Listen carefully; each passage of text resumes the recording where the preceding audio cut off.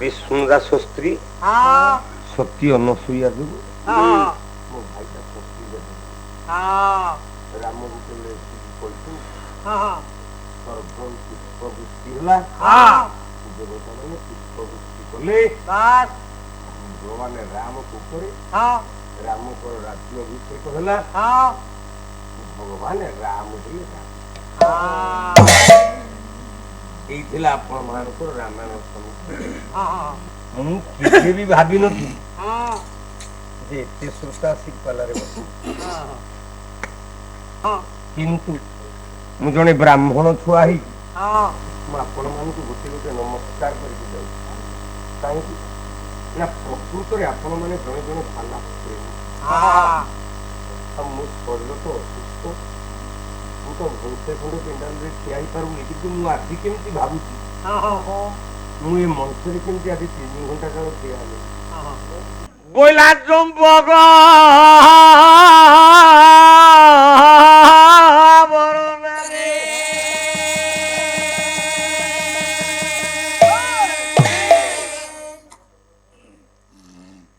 ইয়ে চম্পক বরনা বরনা বরনা বরনা চম্পক বরনা রে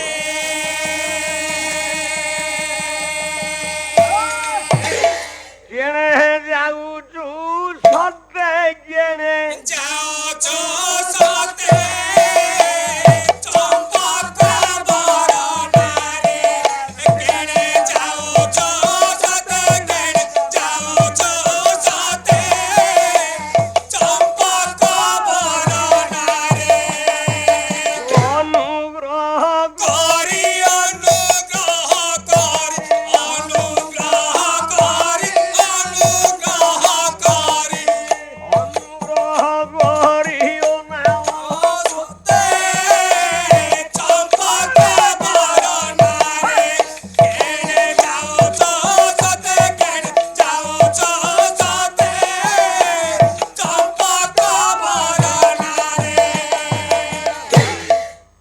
মারু ଅଛି ମାର ମାଗଡ଼ ହେ ମାର ମାଗଡ଼ ତହୁ ଅଛି ଏ ପଞ୍ଚ ପ୍ରାଣ ରେ ତହୁ ଅଛି ଏ ପଞ୍ଚ ପ୍ରାଣ ତହୁ ଅଛି ଏ ପଞ୍ଚ ପ୍ରାଣ ଭିଙ୍ଗି ଦେଲା ନେଇ ଭିଙ୍ଗି ଦେଲା ନେଇ ଭିଙ୍ଗି ଦେଲା ନେଇ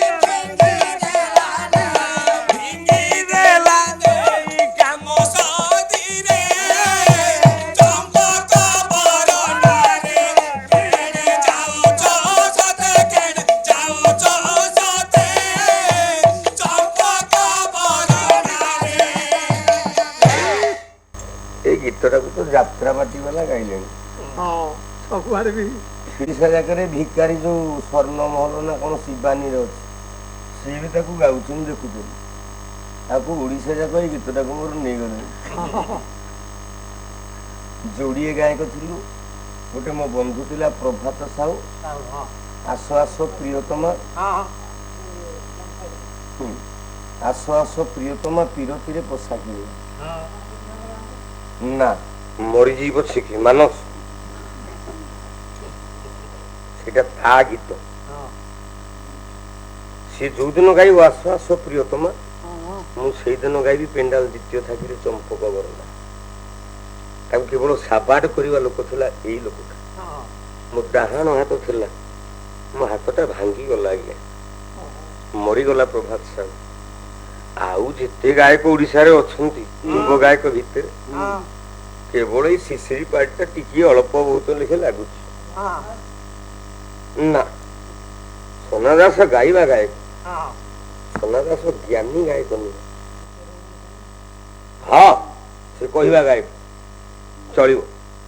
ଗୋପାଳ ଜେନା କହିବା ଗାୟକ, ଜ୍ଞାନ ଅଛି। ତେଣୁ ଆଉ ଓଡ଼ିଶାରେ ସେତେ ଗାୟକ ନାହାନ୍ତି ଆଜ୍ଞା। ଏଇ 8-10 ଜଣ ଭିତରେ ଚାଲିଛି ପାଲା। ପରଶୁରାମ ପଣ୍ଡା ତ ପାଲା ବନ୍ଦ କରିଦେଲେ, ଦତ୍ତହରି ପଣ୍ଡା ପାଲା ବନ୍ଦ କରିଦେଲେ, ଲକ୍ଷ୍ମୀଧର ରାଉତଙ୍କର ତ ଜାଜୁଲ୍ୟମାନ ବୟସ। ଯୁଧିଷ୍ଠିର ପରିଜା, ସତୀଦାସ ପାଲା କଣ ମୁଁ ସମୁଦିନ ତୁ ଜାଣିନୁ? ଯୁଧିଷ୍ଠିର ପରିଜା ପାଲା ବନ୍ଦ, ରବି ସାମନ୍ତରାୟଙ୍କ ପାଲା ବି ଆଉ ଚାଲୁନି।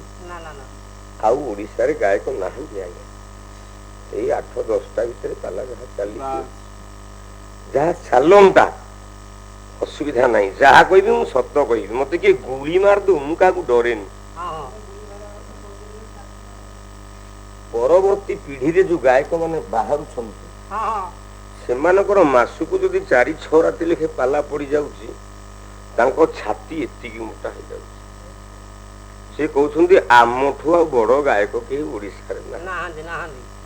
ତେଣୁ ଯୋଉଠିକି ଯାଉଛନ୍ତି ଥରେ ପାଲା ବଞ୍ଚିବ କେମିତି ଏ ସଂସ୍କୃତି। ମୁଁ ତ ନିଜ କଥା କହୁଛି, ମୋ ମନ ବହୁତ ଦୁଃଖ। କାହିଁକି ନା ଆମର ଏ ଅଞ୍ଚଳ ଆଠଗଡ଼ ତିଗିରିଆ ବଡମ୍ବା ଅଞ୍ଚଳରେ ଯୋଉ କେତୋଟି ଗାୟକ ଗୋଟି ଗୋଟି କିନି ବାହାରିଲେ, ସେମାନଙ୍କର ପାଲା ଯେତେବେଳେ ଏଠି ଗୋଟେ ଗୋଟେ ପଇଲା, ସେମାନେ ଗର୍ବରେ ଫାଟି ଉଠିଲେ। ଆଉ ସେମାନଙ୍କର ପାଲା ନାହିଁ। ଆଉ ଏଠି ମୁଁ ଜଗନ୍ନାଥଙ୍କୁ ଡାକୁଛି, ମୁଁ ଏଇ ଆଠଗଡ଼ ତିଗିରିଆ ମାଟିରୁ କିଏ ଗୋଟେ ଭଲ ଗାୟକଟିଏ ହେଇକି ବାହାରୁ। କାହିଁକି ଏଇଟା ସତ କହୁଛି, ମୁଁ ଗର୍ବ କରିକି କହୁନି, ମୋ ହୃଦୟରେ ଅହଙ୍କାର ନାହିଁ କି ଗର୍ବ ନାହିଁ।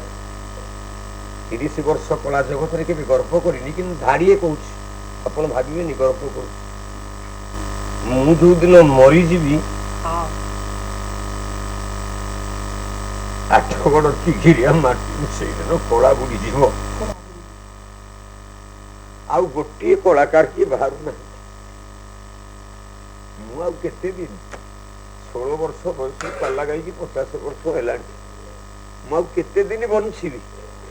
କିନ୍ତୁ ଦୁଃଖ ରହିଯାଉଛି ଏତିକି, ଆମ ଏଇ ମାଟିରେ ଗୋଟିଏ କଳାକାର ଆଉ ବାହାରୁନାହାନ୍ତି। ଏଇ ମାଟିରେ ଗୋଟେ କଳାକାର ଥିଲା ଯୁଗଳ ସାହୁ, ବୈଦେଶ ବିଳାସ ସବୁ ଯାକ ଘୋଷି ଦେଇଛି।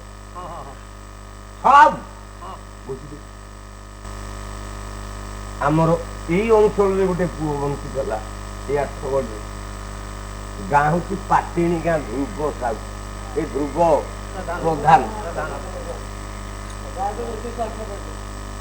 ଧ୍ରୁବ ସାହୁ କମ ଗାୟକ ଥିଲା। ହଁ ମୋ ବାପା ବୟସର କମ ଗାୟକ ଥିଲା ଗିରି ମାନସ। ଏଇ ଆଠଗଡ଼ ମାଟିରେ ଆସିଥିଲେ ମୋ ବାପା, ମୋ ଗୁରୁ ଭାସ୍କର ଚନ୍ଦ୍ର ସାହୁ। ସେ ବସିଥିଲେ, ଘଣ୍ଟାଟେ ଖଣ୍ଡେ ପାଲା ଦେଖିକି ଗଲେ, କହିଲେ ପୁଅ ମୁଁ ଯାଉଛି। କିନ୍ତୁ ୟା ପରେ ଆଉ ଏ ମାଟିରେ ଗାୟକ ଥିଲେ। ଏ ମାଟି ନାଁଟା କିଏ ରଖିବ? ଏଇ ଗୋଟାକ ବଡ଼ ଦୁଃଖ। ତେଣୁ ଜଗନ୍ନାଥକୁ ଡାକୁଛି, ଧବଳେଶ୍ୱରଙ୍କ ପାଦ ତଳେ ମୁଣ୍ଡିଆ ମାରୁଛି, ଯେମିତି ଏଇ ଅଞ୍ଚଳ ଭିତରୁ ଗୋଟେ ଗାୟକ ଟିକେ ବାହାରୁ, ଗୋଟେ ଭଲ ଗାୟକଟି ପାଳିଆରୁ ଗାୟକ ହେଇଛି, ପାଲାଟି ଭଲ, କିନ୍ତୁ ଅହଙ୍କାରରେ ବୁଡ଼ି ସାରିଲାଣି। ସମ୍ପ୍ରଦାୟ କିଏ କହିଲ? ବିଜୟ ପ୍ରଧାନ, ଆମ ବିଜୁ ଧ୍ରୁବ ସାରାଙ୍କ ଶିଷ୍ୟ, ଭଲ ଗାୟକ, ଖରାପ ନୁହେଁ, କିନ୍ତୁ ଏବେ ଗର୍ବରେ ଫାଟି ପଡ଼ିବ। ଆଉ ପାଲା ନାହିଁ, ଘରେ ବଇଛୁ ତ ଅଖା ଧଉଥା ଗୁଣ ଗାଉଥା। ଆମ ଗଜାମ ତାହେଲେ ଏ ମାଟିରୁ କ'ଣ ପୁଅ ଜନ୍ମ ହେବେନି ଗୋଟେ କଳାକାର? ତେଣୁ ମୁଁ ଜଗନ୍ନାଥକୁ ଡାକୁଛି, ଧବଳେଶ୍ୱରଙ୍କୁ ମୁଣ୍ଡିଆ ମାରୁଛି, ପ୍ରଭୁ ଏଇ ମାଟିରୁ କେମିତି ଗୋଟେ ଭଲ କଳାକାର ଟିକେ ବାହାରୁ। ଏ ଅଞ୍ଚଳର ନାଁ ଯେମିତି ଗର୍ବ ଗୌରବ ପୂର୍ବ ପୁରୁଷରୁ ଥିଲା, ଯେମିତି ଧୁରୁଗୁଡିଆରେ ମୋ ପିଇସା ଥିଲେ, ଯେମିତି ମୋର ଆଉ ଗୋଟେ ପିଇସା ଥିଲେ ବିଡ଼ାନାସୀରେ କୁଳମଣି ପତ୍ରୀ, ସେମାନେ ଏଇ ଅଞ୍ଚଳର ପୁଅ ହେଇକି ନାଁ ରଖିଥିଲେ। ପ୍ରଭୁ ସମସ୍ତଙ୍କର କଲ୍ୟାଣ ହଉ, ଏ ଗ୍ରାମବାସୀ ଜେନାପୁର ଗାଁର ମଙ୍ଗଳ ହଉ, ଜଗନ୍ନାଥ ସମସ୍ତଙ୍କର କୃପା କରନ୍ତୁ, ମୋ ମା ଭଉଣୀ ମାନଙ୍କର ମଙ୍ଗଳ ହଉ, ଏ ଗ୍ରାମରେ ଅଗ୍ନି ଭୟ, ଚୋର ଭୟ, ସର୍ପ ଭୟ ଇତ୍ୟାଦି ଯେତେ ଦୁର୍ବିପାକ ଅଛି, ସବୁ ଦୁର୍ବିପାକ ଦୂର ହେଇଯାଉ, ଏ ଗ୍ରାମବାସୀ ମାନେ ଯେମିତି ସୁଖରେ ବଞ୍ଚନ୍ତି। ନାରାୟଣଙ୍କ ପାଖରେ ଏତିକି ନିବେଦନ, ପ୍ରଭୁଙ୍କ ପାଖରେ ଏତିକି ଅଳି। କହିଲା ଇଏ ମକାଉ ସହରେ ବସେ ପାଛା ନାମେ ରାଜା,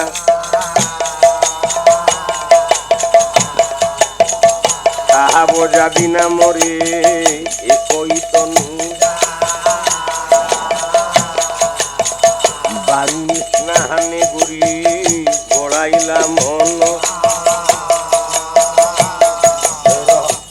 হৌয়াদিধারু পুত্র নাম গৌর হরি হেলা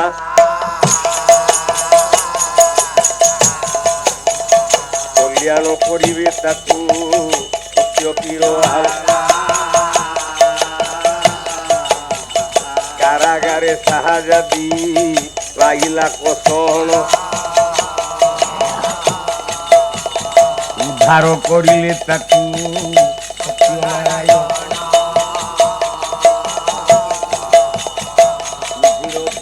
প্রভু মারিলা ষোড়পালা বাদাইলে প্রভু বনমা শেষে রাজা সঙ্গতরে হইলা সমর হারিলে রাজন জিতি গলে সত্য কি চাহু চাহু ষোড়পালারে মানসিক কহলা ধর্ম অর্থ কাম মুক্তি পরিপূর্ণ হেলা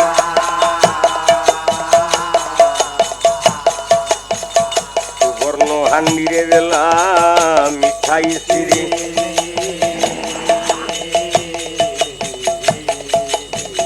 আস বলি ডাকি দেলা প্রভু চিন্তাম অবিকর্ণ বিরচিত মানসিক পালা হরি হরি বলো ভাই হে পালা ছায় হে বলো দীনজন শ্রীয় সংরক্ষণ মহাবাহু আনন্দ সাগরে বিনোদ দরবারে সর্বে হরি বল কর তালি হুলো হুলি দিও এ বিশ্ব দুঃখ